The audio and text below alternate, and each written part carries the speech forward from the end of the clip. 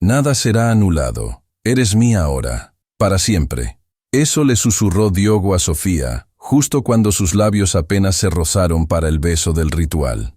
500 personas aplaudían, las cámaras destellaban, y el eco solemne del monasterio de los Jerónimos tragaba la verdad. Aquello no era un cuento de hadas, era un trato, un contrato, y desde ese segundo, una prisión o una promesa. Sofía Méndez respiró hondo, sonrió para las fotos y apretó el ramo con tanta fuerza que los dedos se le pusieron fríos. Vestido de novia que le costaría 5 años de sueldo, orquesta impecable, rosas blancas en todas partes y un hueco en el pecho que nada llenaba. A su lado, Diogo Valente, 36, mirada ámbar que sabía medir riesgos y ganancias con la misma facilidad con la que otros piden un café. Dueño del imperio inmobiliario más poderoso de Europa.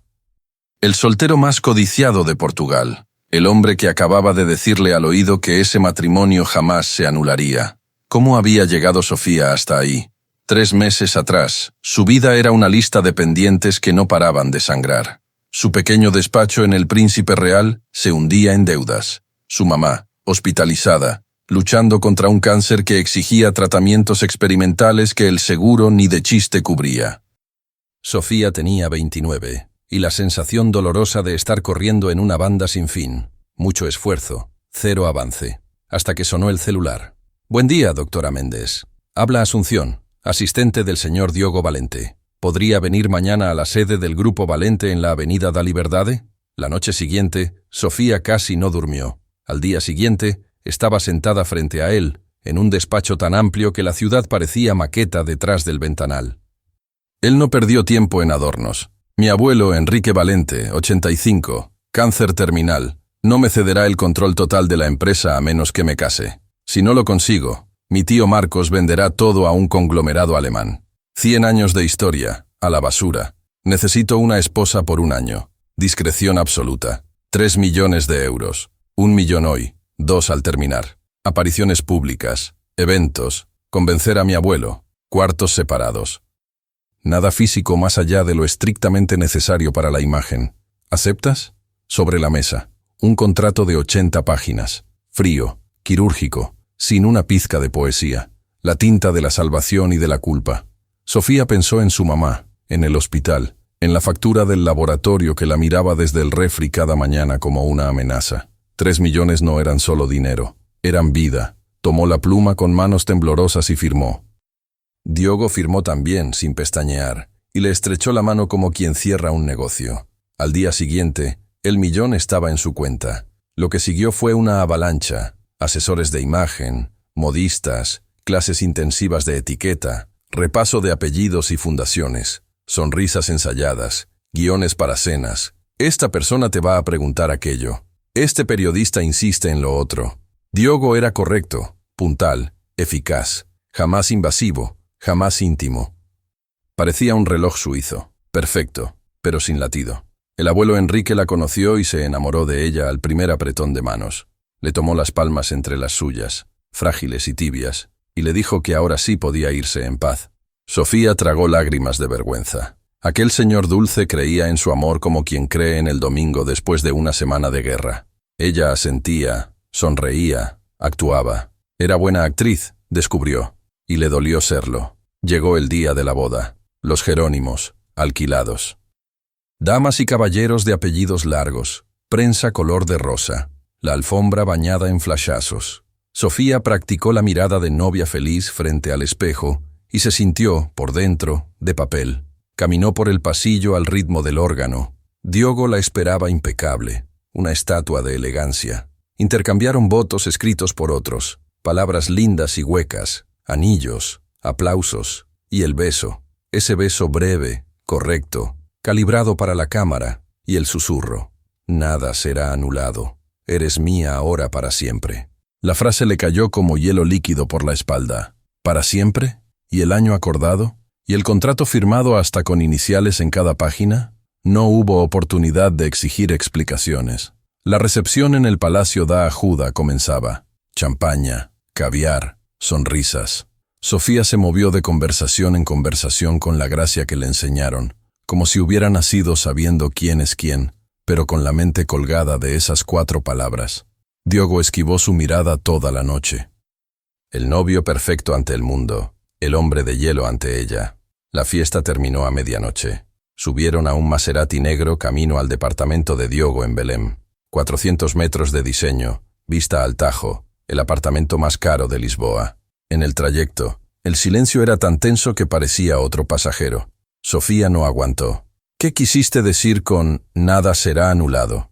Diogo giró la cara. Sus ojos, color ámbar, se encendieron con algo entre peligro y cansancio. Las cosas cambiaron. Y explicó.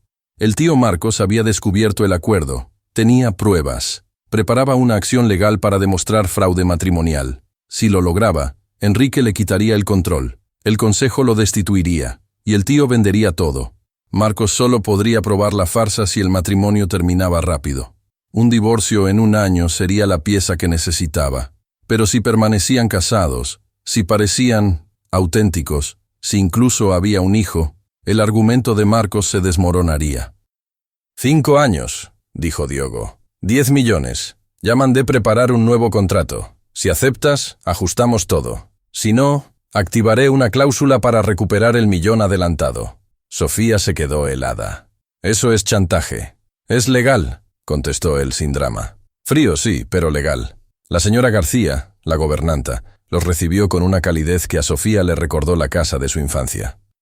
Diogo la condujo a una suite con todo listo. Ropa colgada, perfumes alineados, el baño de mármol con toallas que parecían nubes. Sofía explotó. ¿Planeaste todo? ¿También el para siempre? No planeé que Marcos descubriera el acuerdo, dijo él, pero me adapto, es lo que hago. ¿Y qué esperas de mí 5 años? Lo mismo de antes, pero sin reloj.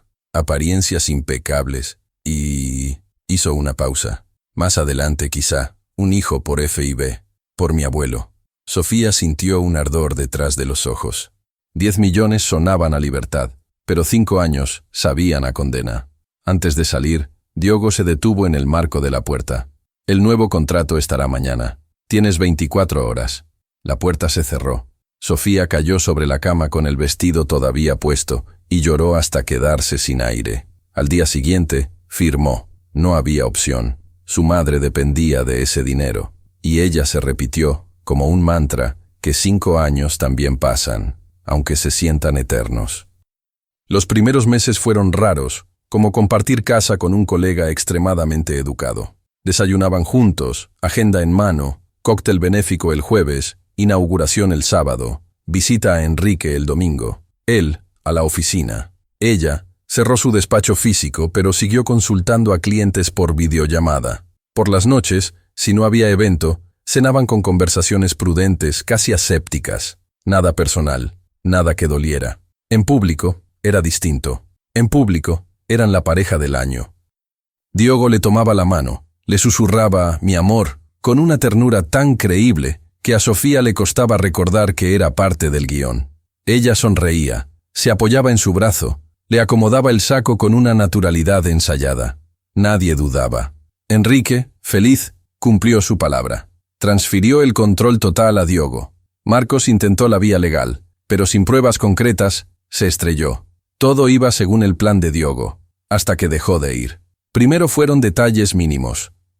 Una mañana, él le preguntó cuál era su película favorita. Inútil para apariencias. Otro día, le llevó un artículo legal que, según él, a ti te va a encantar, Sofía. Cuando ella se enfermó de gripe, Diogo canceló una reunión clave y se quedó a hacerle sopa. Pequeñeces. Pero en un hombre que llevaba la eficiencia como segunda piel, esas pequeñeces eran grietas. Y Sofía cambió también. Comenzó a esperar el desayuno. Descubrió que Diogo fruncía el ceño igualito cada vez que pensaba, que tamborileaba la pluma en la mesa cuando estaba por decidir algo grande, que le gustaba el café negro sin azúcar pero con un toque de canela. Se sorprendió mirándolo cuando él no la veía. Se sorprendió, sobre todo, queriendo que la mirada de él fuera real, aunque no hubiera cámaras. La noche del quiebre llegó 3 meses después de la boda, al salir de una gala benéfica. Sofía había tomado más champaña de la cuenta. Reían los dos, con esa risa liviana que solo aparece cuando por fin aflojas el nudo del cuello. En la entrada del departamento, Sofía tropezó al quitarse los tacones. Diogo la sostuvo por la cintura y quedaron a centímetros. Ella sintió el perfume de él, cálido, limpio, sin pretensión. Vio las motas doradas flotando en sus ojos, y lo besó. No fue un beso para foto. Fue un beso de verdad, suave al principio, luego más hondo, como si ambos hubieran estado conteniéndose demasiado. Diogo correspondió. Las manos se le cerraron en la cintura de Sofía. El mundo se redujo a la respiración de los dos, hasta que él se apartó. Un paso, dos. No es buena idea, dijo, con la voz grave. Fue el champaña. Tenemos que mantener los límites. Está en el contrato.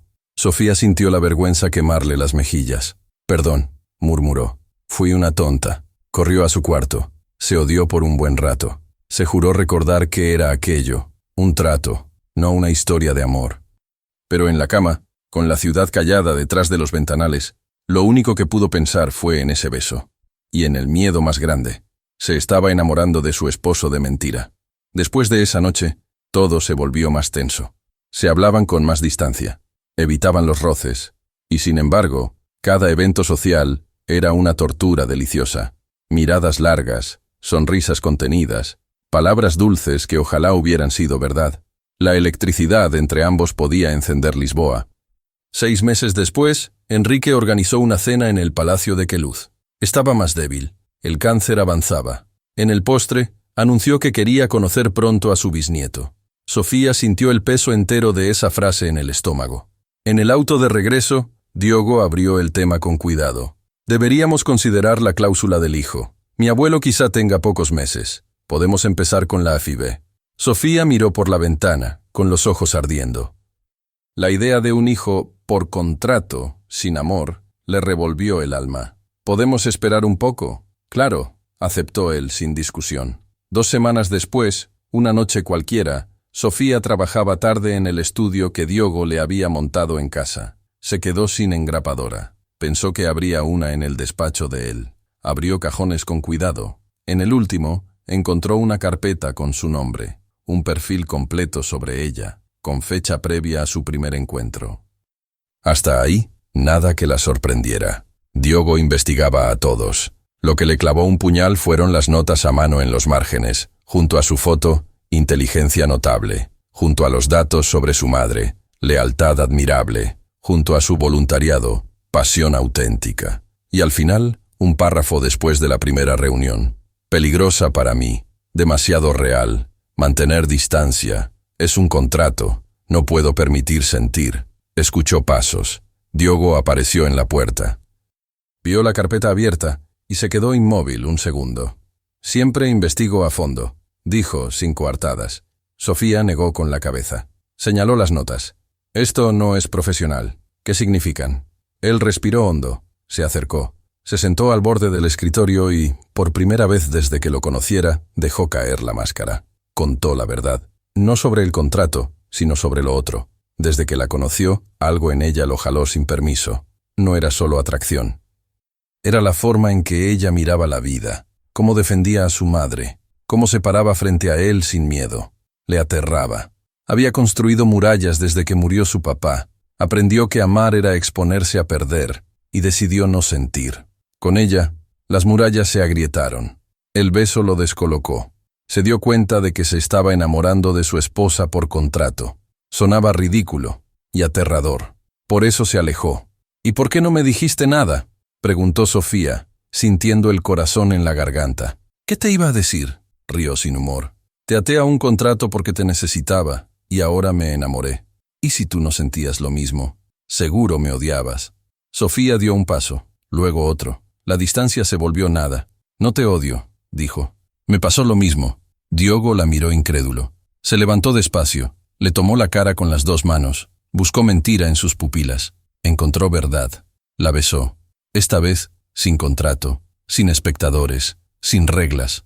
Lo que vino después fue, por primera vez, vida. Dejaron de fingir. Diogo se volvió atento, detallista, hasta romántico. Le enseñó Lisboa como si fuera un secreto. Cenas en un barco por el Tajo, noches en el Teatro Nacional, fines de semana en la casa del Algarve con el rumor del Atlántico metiéndose por las ventanas. Pero, sobre todo, hablaron. De la infancia de él, del vacío que dejó su padre, de sus miedos, de lo que esperaba de sí mismo.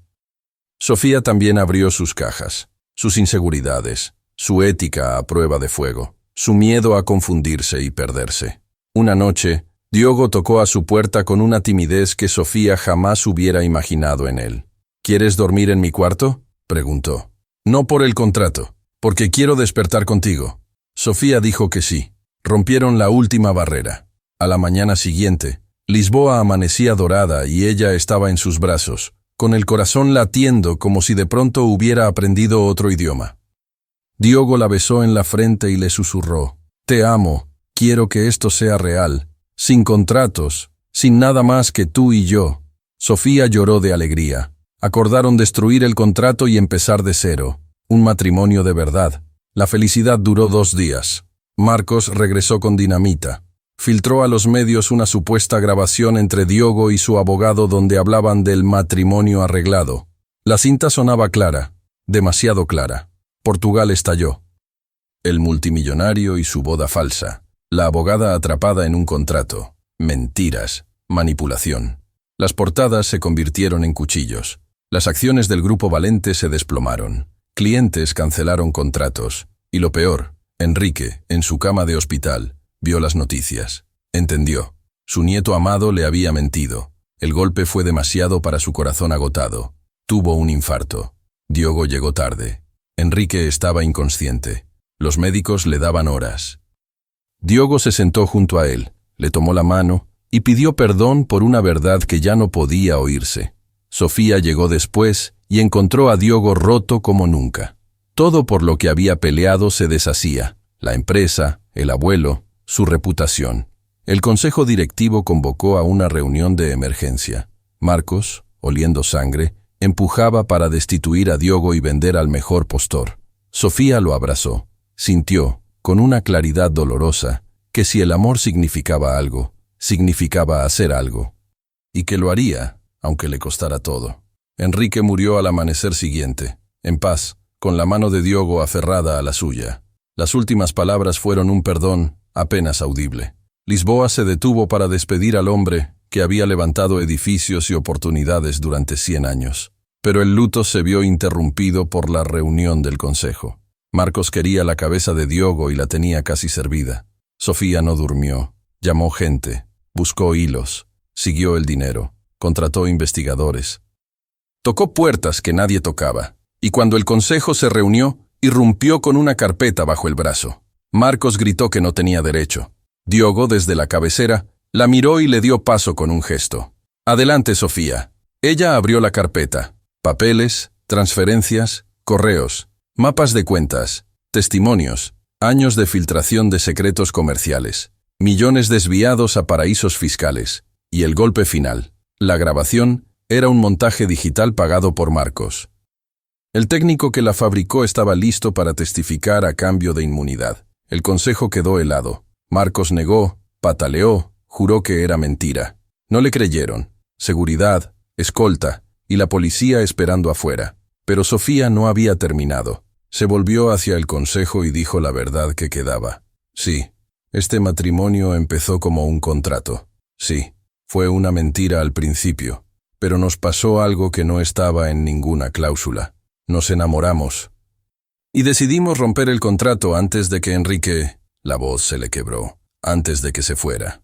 Queríamos empezar de cero, real. Dejó sobre la mesa el nuevo acuerdo que habían firmado. Sin condiciones comerciales, sin pagos, solo votos tradicionales. El consejero más antiguo, viejo amigo de Enrique, habló. Dijo que, antes de perder la conciencia, Enrique lo llamó. Le dijo que perdonaba a Diogo, que entendía las razones, y que, al ver cómo Diogo y Sofía se miraban, estaba convencido de que el amor se volvió verdad. En esos minutos finales, cambió su testamento. Lejos de quitarle el control a Diogo, lo reforzó. Confiaba en que, con el amor de una buena mujer a su lado, Diogo sería el líder que la empresa merecía. Diogo lloró en silencio. El consejo votó. Unanimidad. Marcos fuera. La empresa, a salvo. Por ahora. Faltaba la opinión pública. El juicio de las calles. Diogo y Sofía convocaron a una conferencia. Frente a decenas de micrófonos, contaron todo. El origen de la farsa, la desesperación, la manipulación de Marcos y el milagro improbable de haberse enamorado de verdad en medio de esa mentira. Hubo quien los llamó cínicos, hubo quien, conmovido, eligió creer. En las semanas siguientes, el ánimo cambió. Las acciones dejaron de caer. Algunos clientes regresaron, otros esperaban, vigilando. Meses después, solo los necesarios para que el ruido bajara y el duelo se acomodara, Diogo y Sofía se casaron de nuevo. Ceremonia mínima, junto al mar, en la casa del Algarve. Solo la gente que de veras importa, sin contratos, sin secretos, sin nada que no fuera corazón. Sofía llevó un vestido sencillo. Diogo lloró al verla caminar hacia él. Los votos salieron directos, sin filtrar. El beso no fue para fotos, fue porque no había manera humana de no hacerlo. Esa tarde, mientras el sol se hundía en el Atlántico, Diogo la sostuvo en silencio y le susurró que la amaba, que agradecía cada segundo, incluso los terribles, porque la habían llevado a ella. Sofía sonrió, dijo que, a veces, lo más real nace de la mentira más complicada, que a veces hay que perderse para encontrarse, que a veces el amor llega disfrazado de contrato. Diogo rió y la besó, no por 1 año, no por 5, para siempre. 2 años después, nació una niña, nada de Phoebe, amor puro y ya. La llamaron Enriqueta, por Enrique. Creció rodeada de risas y cuentos. Su papá le narraba de vez en cuando cómo conoció a su mamá. Una historia que empezó siendo una mentira y terminó siendo la verdad más bonita. El grupo Valente prosperó bajo el liderazgo de Diogo, con Sofía como socia, brújula y contrapeso. Modernizaron, innovaron y conservaron lo que Enrique amó. Y cada año, el día en que Enrique se fue, iban los 3 al cementerio. Contaban anécdotas, dejaban flores y daban gracias por el perdón y por la fe en el amor, incluso cuando parecía imposible. Porque al final, ese fue el testamento verdadero de Enrique. No los edificios, no las cifras, no los récords. La lección, que el amor, aunque nazca de la forma más torcida, puede volverse algo hermoso, real, para siempre. El mar del Algarve todavía llevaba el color naranja del atardecer, cuando Sofía sintió algo que no había sentido en años: paz. No la paz chiquita de haber resuelto un pendiente, sino esa que llega cuando sabes que, pase lo que pase, ya no estás sola. Pero el mundo no da treguas. La empresa resistía, sí, pero seguía en el ojo del huracán. Y el amor, cuando es de verdad, no es un filtro mágico. También se prueba en la rutina, en los golpes nuevos, en las partes que no caben en ningún juramento. Los primeros días tras la boda en la playa fueron de miel y silencio. Amanecían tarde, paseaban descalzos, desayunaban fruta y café en la terraza. Pero pronto volvieron los correos, los reportes, la prensa preguntando lo mismo con 1000 tonos distintos. ¿Fue amor o cálculo? ¿Se puede perdonar una mentira así? ¿Qué garantías tienen los accionistas? Sofía tomó una decisión: no esconderse. Pidió un espacio semanal en la agenda de comunicación del Grupo Valente, no como esposa de, sino como abogada y socia. Cada viernes, respondía dudas duras en un foro abierto para empleados, beneficios, licencias de maternidad y paternidad, protocolos contra acoso, mejoras en guarderías, transparencia salarial. Convirtió lo abstracto en cosas que la gente pudiera tocar. Si vamos a pedir confianza, decía, empecemos por darla. Diogo la miraba hablar con esa mezcla de orgullo y asombro que solo aparece cuando alguien que amas te enseña una parte nueva de sí. En el consejo, algunos torcieron la boca.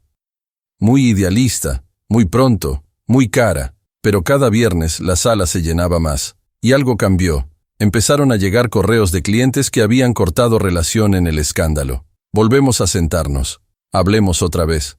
No fue de un día a otro. Fue como sanar, lento, a veces invisible, hasta que un día te das cuenta de que ya no duele igual. Marcos enfrentó cargos por fraude, manipulación de pruebas y lavado de dinero. Su defensa fue agresiva. Todo es persecución familiar. El juicio prometía convertirse en circo mediático. Diogo no quería que sofocara a la empresa, ni que arrastrara a Enrique en titulares truculentos. No voy a pelear en el lodo, dijo. Peleo con hechos. Sofía, que ya no tenía dudas sobre en qué trincheras estar, estructuró con el equipo legal una estrategia quirúrgica. Nada de filtraciones, nada de anónimos, solo evidencia sólida, peritos confiables y un relato claro de los daños. También convenció a Diogo de algo impopular: abrir una investigación interna independiente sobre cualquier práctica gris del pasado. Si iban a limpiar, limpiarían de verdad, aunque quemara. Si buscamos justicia solo cuando nos conviene, dijo Sofía. No somos distintos a Marcos. El informe fue duro. Encontró áreas con vicios heredados, contratos amañados hace décadas, acuerdos de palabra con funcionarios, aportes a campañas que cruzaban líneas. Nada que inculpara a Diogo, pero suficiente para entender por qué el viento podía oler a sospecha. Diogo publicó el informe completo, anunció reformas y pidió perdón por lo que la empresa alguna vez toleró. Hubo quien quiso crucificarlo por eso. Hubo quien entendió. Cuando, meses después, Marcos fue condenado con pruebas robustas y testimonios verificables, nadie pudo decir que Valente había ganado a escondidas. Ganó con las luces prendidas. Amar en público es fácil, sonreír bonito, tomarse de la mano, decir mi amor en eventos. Amar en privado es otro boleto, es crisis a medianoche, cansancio que no respeta fines de semana, dudas que nadie más ve. Sofía, que siempre había sido independiente, lidiaba con una casa donde todo estaba resuelto por otros: choferes, seguridad, asistentes, flores que se cambiaban solas. A ratos, ese cuidado se sentía como jaula. Quiero manejar yo, le dijo un día a Diogo. Quiero ir por el pan en tenis y chongo. Quiero equivocarme de salida y llegar tarde sin que haya un reporte. Diogo se rió, pero entendió. Ajustaron rutinas. Días sin escolta, mercado los sábados, cine sin sala privada, caminatas sin prisa. Descubrieron que hacer fila en una panadería de barrio puede ser más íntimo que una cena con mantel largo. ¿Nos vamos por conchas o chocolatines? Conchas, y un croissant para el camino. Diogo, por su lado, cargaba culpas viejas. La promesa de no volver a depender emocionalmente de nadie desde que murió su papá. La idea de que el control era lo único que lo mantenía a salvo. La terapia que había dejado a medias años atrás regresó a su calendario, al principio por insistencia de Sofía, después por convicción propia. Quiero aprender a no esconderme detrás del trabajo, confesó. Quiero ser un hombre contigo, no un CEO contigo. No hay titulares para eso, pero ahí estaba la verdadera noticia. La petición de Enrique, quiero conocer a mi bisnieto, quedó flotando. Después del duelo, el tema volvió a la mesa. Ya no como cláusula, no como presión, como deseo. A Sofía le pegaba distinto. Quiero ser mamá, dijo un día, con la voz bajita, pero me da miedo desearlo tanto por lo que significó antes. Si llega, será porque lo elegimos, respondió Diogo, no para cumplirle a nadie. Aunque ojalá, donde esté, él sonría. No corrieron, no postergaron, dejaron que el cuerpo y la vida hablaran, y un día, habló. 2 rayitas en una prueba, las manos de Sofía temblando, el abrazo de Diogo apretado y torpe y perfecto. No sé si reír o llorar, decía ella, con la voz quebrada. Hagamos las 2, dijo él. Hoy se vale todo. El embarazo no fue un comercial. Hubo náuseas, miedos, listas infinitas de cosas que tal vez ni usas. Hubo también momentos de risa boba. Diogo practicando cómo cargar un bebé con un peluche, Sofía hablándole a la panza contándole historias del abuelo Enrique, de cómo el amor se abre camino aunque se equivoque de puerta al inicio. El parto fue de madrugada, con lluvia. Enriqueta, dijeron casi al mismo tiempo. Cuando la pusieron en el pecho de Sofía, el mundo se volvió una habitación cálida y humedecida por lágrimas felices. Diogo, que tantas veces había jurado no llorar frente a nadie, lloró sin pudor. Gracias, dijo, y fue la palabra más grande que había dicho en su vida. La vida con Enriqueta fue caos y música, pañales, desvelos, gazpachitos de risa, primeros pasos que parecían milagros chiquitos. Descubrieron versiones nuevas de sí mismos. Sofía, que había peleado tantos juicios, aprendió a rendirse al ritmo de alguien que no entiende de agendas. Diogo, que controlaba calendarios como un pianista controla escalas, aprendió a soltar. A veces el consejo tenía que esperar porque la siesta no obedecía política de empresa. Sofía decidió regresar a su práctica legal, pero la reinventó. Asesoría pro bono para emprendedoras, clínicas legales para mujeres que querían registrar marcas, talleres de contratos para artistas jóvenes. Que a nadie vuelvan a presionarla con letras chiquitas, decía. Diogo apoyó con fondos y estructura, pero sin estorbar. Era el proyecto de ella, su trinchera. En la empresa, impulsaron un programa de vivienda asequible con arquitectos jóvenes, reglas claras y transparencia radical. No somos santos, decía Diogo en conferencias, pero podemos decidir a qué le decimos que sí, aunque nos cueste más. La reputación de Valente no se limpió con publicidad, sino con decisiones repetidas. Un proveedor a quien descartaron por prácticas dudosas demandó. Ganaron en tribunales y también en coherencia. Un proyecto que prometía utilidades enormes, pero exigía demoler un conjunto histórico, se rechazó. No todo crecimiento merece aplaudirse. Algunos accionistas gruñeron. La mayoría entendió. Y, con el tiempo, los números acompañaron a la ética. El juicio de Marcos cerró un capítulo. La sentencia fue clara. Pero, en los pasillos, el veneno de los «yo escuché que» seguía goteando. Sofía sabía que el perdón público es difícil, que hay quien prefiere un final sangriento como en serie de televisión. Aún así, hizo algo que nadie esperaba. Pidió visitar a Marcos en la cárcel. No por morbo, por cerrar. Diogo dudó, pero confió. Sofía y Marcos se sentaron frente a frente, un vidrio entre ambos. El hombre que había intentado destruirlos se veía más pequeño sin trajes caros, pero sus ojos seguían duros. «¿A qué vienes?», escupió. «A decirle que, si un día quiere decir la verdad completa, habrá quien la escuche», respondió. «No para usted, para los que pagaron su ambición». Marcos rió sin alegría. «¿Vienes a perdonarme?». «No», dijo Sofía. «Vengo a perdonarme a mí por haber pensado que todo era blanco o negro. Usted me recordó que también hay grises peligrosos. Y vine a cerrar esta puerta para no llevarlo conmigo a mi casa, a mi hija. Usted se queda aquí. Yo me voy en paz». Marcos no contestó. Pero en la forma en que bajó la mirada hubo, por primera vez, una sombra de humanidad. Cuando Sofía salió, Diogo la esperaba en el coche. No dijo nada, solo le tomó la mano. A veces el amor es eso, llegar, estar y callar a tiempo. Un año después del nacimiento de Enriqueta, la señora García encontró una caja en la bodega del departamento de Belém, etiquetada con una caligrafía antigua, para cuando el ruido baje. Adentro, cuadernos de notas de Enrique, fotos y una carta. Diogo, si estás leyendo esto, es porque sobreviviste a tus miedos. Te crié para dirigir, no para encerrarte en el poder. Si estás con una mujer buena, y si ella lee esto contigo, es porque viste bien. Escucha más de lo que hablas y ama más de lo que te proteges. Sofía, no sé cuánto sabrás de mí cuando leas, pero si confiaste en él cuando no lo merecía del todo, te debo las gracias. No por salvar la empresa, por salvar a mi nieto de sí mismo. A los dos, construir es difícil, más que comprar. Les dejo lo único que vale de estos papeles, mi fe en ustedes. Si se equivocan, que sea por exceso de amor y no por exceso de miedo. Sofía terminó de leer con un nudo dulce en la garganta. Diogo, con lágrimas discretas. Guardaron la carta en la mesa de noche, no como reliquia, sino como brújula. Hubo discusiones, por horarios, por decisiones, por terceras opiniones metidas donde no. Hubo días malos y alguna noche de sofá. Hubo terapia de pareja, agenda compartida. Hoy me callo yo, hoy te escucho yo. Se pidieron perdón las veces necesarias. Aprendieron que amar no es evitar el conflicto, sino aprender a pelear bonito, con respeto, sin armas sucias, con la certeza de que el enemigo no está en casa. Sofía tuvo miedo a perderse entre apellidos, cenas y fotos. Diogo tuvo miedo de que el pasado regresara cada vez que aparecía una portada malintencionada. Se recordaron, una y otra vez, de dónde venían. De un contrato, sí, pero sobre todo, de decisiones consecutivas, de elegir al otro cuando hubiera sido más fácil darse la vuelta.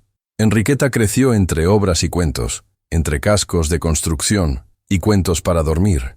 Le gustaba acompañar a su papá a ver edificios en obra y a su mamá a la oficina legal donde las paredes estaban llenas de cuadros hechos por clientas agradecidas. A los 4 años preguntó si el amor también se firma. Sofía le dijo que el amor se recuerda, no se firma, que el papel sirve para muchas cosas bellas, pero que el corazón no entiende de notarios. Una noche, en una cena con amigos cercanos, alguien preguntó, medio en broma, medio en serio, Si volverían a firmar aquel primer contrato sabiendo todo lo que vino después. Sofía se quedó pensando. Diogo la miró con curiosidad. No firmaría ese contrato, dijo Sofía. Firmaría otro. Nos prometo decir la verdad cuando duela, cuidarte cuando no sea fácil, y elegirte cuando el ruido de afuera sea más fuerte que mi voz. Y me prometo a mí no dejar de ser yo para ser nosotros. Eso sí lo firmo. Diogo levantó la copa. Empecemos a cumplirlo desde hoy, dijo. Brindaron con vino y con esa clase de silencio cómodo que solo existe entre gente que ya se vio llorando. Años después, el grupo Valente se convirtió en caso de estudio por un motivo que a Diogo le gustaba más que los números: la coherencia. No eran los más grandes en todo, pero donde estaban en paz con su conciencia. La competencia los respetaba. Sus empleados se quedaban por más que el sueldo. Los edificios nuevos tenían bibliotecas, guarderías, azoteas verdes. Y no porque pegaba, sino porque a alguien se le ocurrió preguntar: ¿qué ciudad queremos dejarle a quienes no pueden votar todavía? Sofía, que un día creyó que su vida se desmoronaba, se volvió referencia en foros de ética legal y de emprendimiento femenino. No posaba como santa. Contaba su historia tal cual. Me equivoqué diciendo que sí por desesperación, pero acabé diciendo que sí por amor. La diferencia está en lo que haces cuando entiendes eso. Cada año, en el aniversario de la partida de Enrique, iban los tres al cementerio. Llevaban flores blancas y una carta nueva hecha a mano, con la letra de Enriqueta cada vez más segura. Querido bisabuelo, hoy papá no contestó el celular porque estaba jugando conmigo. Mamá me enseñó a armar un contrato justo para intercambiar juguetes. Te extraño aunque no te conocí. Gracias por querer tanto a papá. Después bajaban a la ciudad y comían pasteles en una cafetería pequeña. De esas donde la dueña sabe tu nombre y te corrige cuando pronuncias mal el pastel de nata. En la pared, una foto vieja de Enrique posando con los dueños cuando inauguraron el local. El mesero siempre los miraba con timidez y al final les dejaba una nota. Gracias por no irse del barrio. Una tarde de otoño, ya con Enriqueta más alta que el mostrador, Diogo le contó otra vez la historia. Empezó donde siempre: el contrato, la mentira, el golpe, el perdón. Terminó donde ya sabía: la playa, el sol, el beso sin cámaras. Enriqueta, que ya entendía de matices, preguntó: ¿y cómo supieron que era amor de veras? Sofía respondió sin mirar a Diogo, como quien recita algo aprendido en el hueso: porque nadie quería ganar, queríamos encontrarnos. Diogo sonrió. No necesitaba añadir nada. Si llegaste hasta aquí, gracias. Esta historia empezó con un trato, siguió con un tal vez y terminó con un para siempre, que no estaba escrito en ninguna cláusula. Y si algo nos deja, es esto: no hay contrato que aguante o sustituya a la verdad. La verdad se construye, se elige, se pide perdón cuando toca, se vuelve a empezar las veces que sea necesario. Si te gustó, déjale like, suscríbete y comparte este video con alguien que necesita creer que el amor puede nacer en los lugares más extraños y aún así ser honesto. Y si quieres otra historia con giros así de intensos, te recomiendo ver La herencia que compró un corazón, pero no pudo comprar el destino. Está aquí en el canal. Dale play enseguida. Nos vemos en el próximo.